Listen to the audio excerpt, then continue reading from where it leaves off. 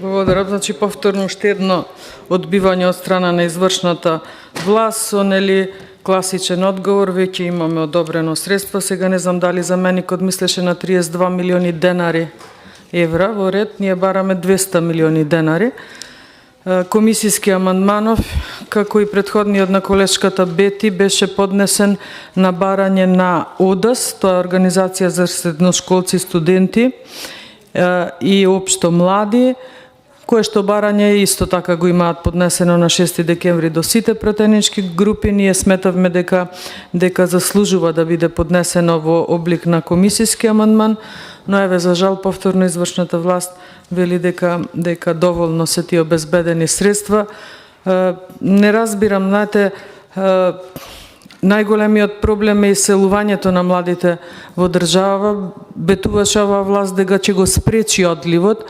Напротив, во тек на владењето на Социјалдемократскиот сојуз и дуи овој одлив на млади уште повеќе се зголемува од држава и веќе не само на млади, туку веќе заминуваат и цели семејства од државата, си ги повлекуваат и своите родители од тука, така да не да е крајно време, туку е предоцна нешто да се превземе. Еве, нема повторно слух ниту за ова и не верувам дека нешто може да се направи со оваа власт, бидејќи имаше време од 7 години тоа не го стори, а сега за последниве 4 месеци кои ќе бидат први од следната 24-та и најмалку би се очекувало, но добро е јавноста да слушне. Јас уште кога говорев по општата расправа во првите 3 денови од Комисијава за финансирање и буџет, напоменав дека, односно со факти докажав дека и со овој мегаломански буџет вреден 5,5 милиарди евра не се мисли за младите, односно за тоа тие да се задржат во држава.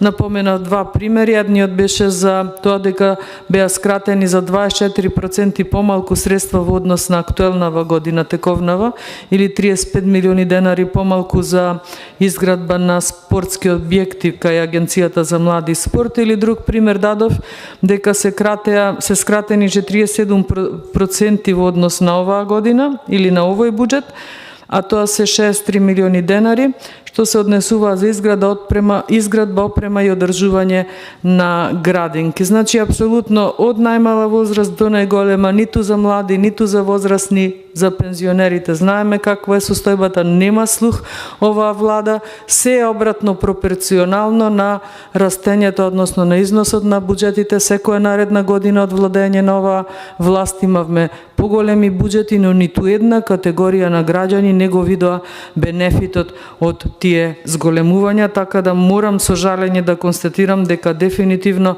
немате слух. Незадоволството кај младите е токму заради овој третман кон нив. Вие во ваше владење не само што ја стагниравте држава, туку не вративте назад. Најдобар пример е тоа што оставивте ученици да ни учат без учебници во 21 век, во 2023 година.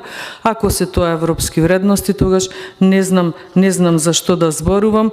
Читав вчера или завчера делови од програмата План за живот од 2016, каде што со огромни букви имате најавувано дека ќе ги задржите младите во држава, дека ќе вложувате во нив. Ништо, апсолутно ништо од 2016 па до ден денес, значи полни 7 години, апсолутно ништо и за никого.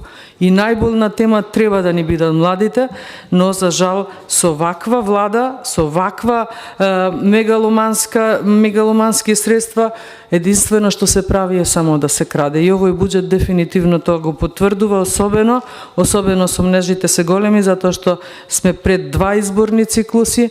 Жалам, можеби ќе бидеме сведоци на предизборен подкуп, но тоа ќе биде и последниот за некој нареден подолг период, бидејќи оваа власт дефинитивно заслужува да замине во опозиција, затоа што го плячка народот, ги зголеми долговите.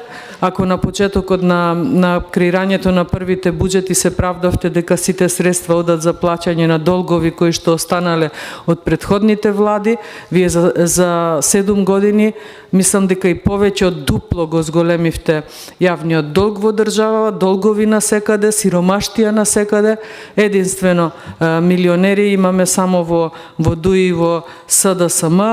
Тука не би ги вклучила пратениците на мнозинството во овој парламент, но со ова нивно поддржување, премолчување и немање храброст да се спротивстават, еве барем овие комисиски амандмани сите заеднички да ги усвоивме и така да си го задржавме и нашето достоинство и да застаневме на страната на граѓаните, бидејќи тие се обраќаат до нас, ние сме во директен контакт со нив, ние тоа најдобро го знаеме.